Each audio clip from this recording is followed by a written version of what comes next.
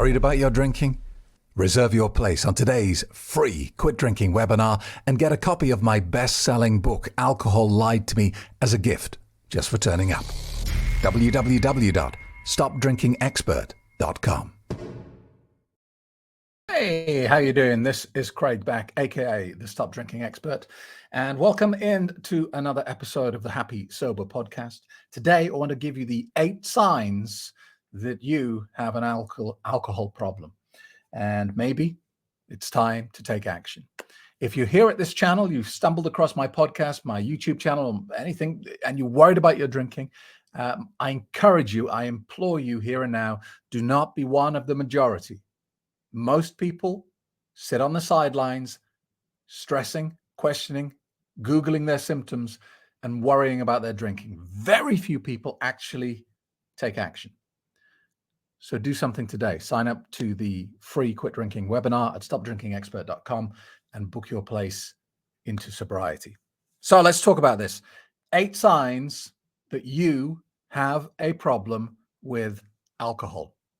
There is actually a blog post on my website, stopdrinkingexpert.com, all about this, so you can check it out later if you want. But I just thought we'd talk about it because I remember back in the day, and we're going back, 15, no, probably more, 20 years, my God. When I was questioning my drinking, I wasn't at the point where I wanted to stop. I was questioning it. And what I was looking for is evidence that I was wrong. I was looking for stuff to say, you're all right, Craig, you're not so bad. There was so much confirmation bias going on with me. It was crazy. I would go around my friends and colleagues and give them a pop quiz. How much do you drink on average? And anyone that I found who was drinking at least the same as me, or maybe even more, I would say, yes, they're representative of normal people. Anyone who said, I don't drink, or maybe 1 glass of wine a week, I thought, weirdo, freak, can't consider their view. That's not normal. And so I was completely skewing the evidence in my mind just to back up what I was doing. But secretly, deep down inside, I knew I was on a very dangerous path. I knew I had a problem. I just didn't want to admit it. I was still firmly in denial. So let's talk about that. There are actually 9 points. There are probably a few more, but the one point that I don't mention in this article, but it is perhaps the easiest to spot, is the fact that you're on a Quit Drinking podcast. You've Googled at some point, you've typed into YouTube or into Google questions about your drinking, and you found me somehow. That is the first and most significant red flag, because what it says to you is that your relationship with alcohol is now no longer normal. It's not as it should be, because you don't do things like this. You don't Google, you don't go on YouTube and search for things that are not on your radar.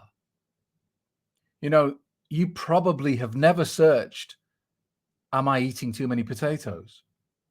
How many potatoes is too much? I'm pretty sure you've never searched that. Because why? Because it's not a problem for you. You don't spend your whole day thinking about the next time you can eat a potato. You don't start planning how many potatoes you're going to have at the weekend. You don't look forward to your vacation because they serve really good potatoes at that hotel. I'm laboring the point, but things that aren't on your radar, they don't take up your time. You don't spend hours on Google and YouTube. You don't end up at websites like this. If there is a YouTube channel out there called Potatoes Lied to Me, I'm sure they have a very low subscriber count. So the fact that you're searching for this stuff is your first red flag, all right? It means that alcohol is no longer in its place. It's a bit out of control. So let's just throw that in there. What else can we talk about here and identify as things that you should be looking for? Well, first of all, is alcohol a daily part of your routine? Now, for me, that meant I drank every day and I look forward to it. And it was always the same time. I never drank at work, or, I was never one of those people that crept off to the restroom and was drinking vodka. I never woke up in the morning wanting to drink. And all of those things, actually, I used as evidence that I didn't have a problem. I would say to myself, well, you can't be an alcoholic, Craig, because you never want to drink in the morning. It was just, a false safety net I was giving myself. But I would drink every night when I got home from work, every night without fail. And God forbid you stop me doing that. If there was something in my diary that meant I couldn't get my nightly couple of bottles of wine, I would be a grumpy, petulant child about it. So red flag number one is you consume alcohol daily, but it's not just about consumption. Maybe you're not a daily drinker. Maybe your work prevents you from doing that. But you think about alcohol every day. If you're not drinking every day, you're at least planning your next interaction with it. Maybe you go crazy at the weekend. Maybe you binge all weekend and you spend all week thinking about it. That's most important. If alcohol is a part of your daily routine, whether it's physically or mentally or both, then it's a red flag. Another red flag is this one here. You prefer to drink alone. There is this kind of myth that alcohol is a social drug. It's how we socialize as a species. And initially, that is true. Back in the day, I can remember that alcohol was something I did with friends. I woke up with a hangover after a crazy good night out the night before. When alcohol became a problem for me, I didn't want to drink with other people. I wanted to sit on my own and drink. Why? Because, for many reasons, I didn't want to have my consumption restricted or limited by the pace at which other people were drinking. I wanted to drink the quantity and volume of alcohol that I wanted to at the pace that I wanted to. And when you're in a group, you maybe get into a round situation where you have to wait for everyone else to finish their drink. To a problem drinker, that's an irritation. Secondly, I didn't want people to have a chance to observe the quantity that I was drinking. I didn't want some goody two-shoes sticking their nose into my business and saying, can I have a word? I'm a little bit worried about how much you're drinking. I didn't want any of that. Also, I knew my routine. I would drink until I was zombified. I would drink myself to sleep.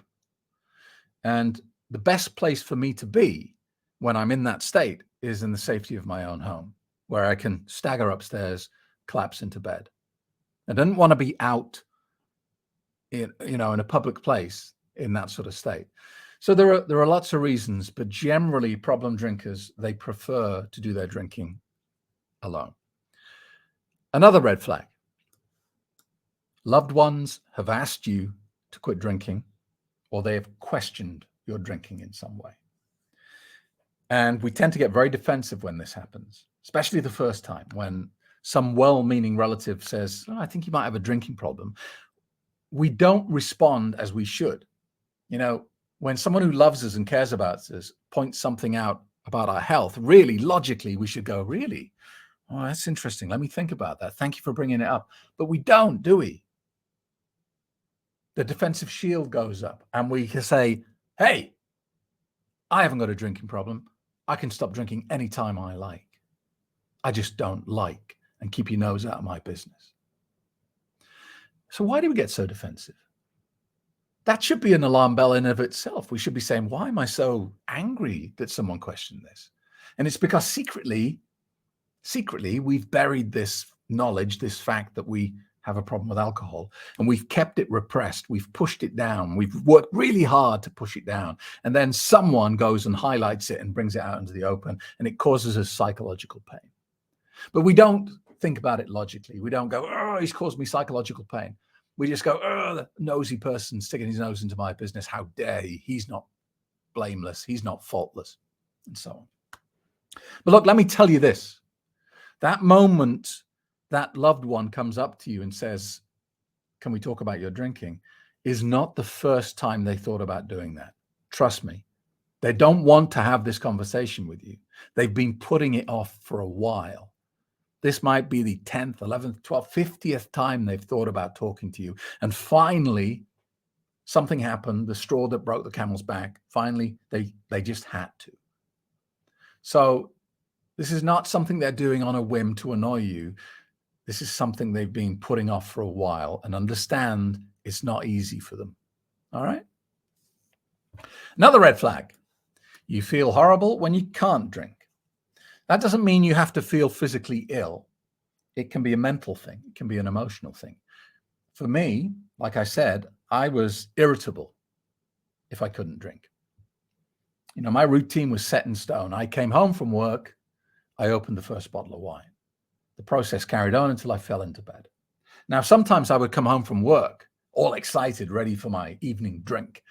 And my wife would say, "Oh, don't forget we have parents' evening tonight." My God. Talk about bad mood. Talk about cantankerous. Talk about petulant child throwing his toys out of the pram. I was just a grumpy bastard because I couldn't have my drink. So this is not that you have to feel physically ill when you can't drink. It's just that it affects you emotionally, changes your mood.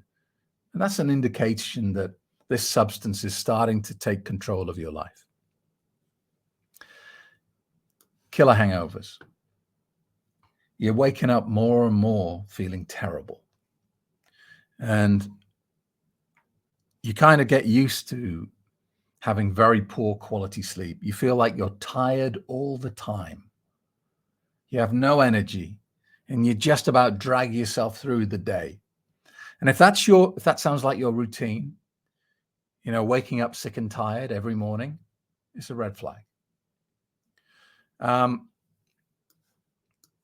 You've pushed away friends and colleagues because of your shenanigans is another one.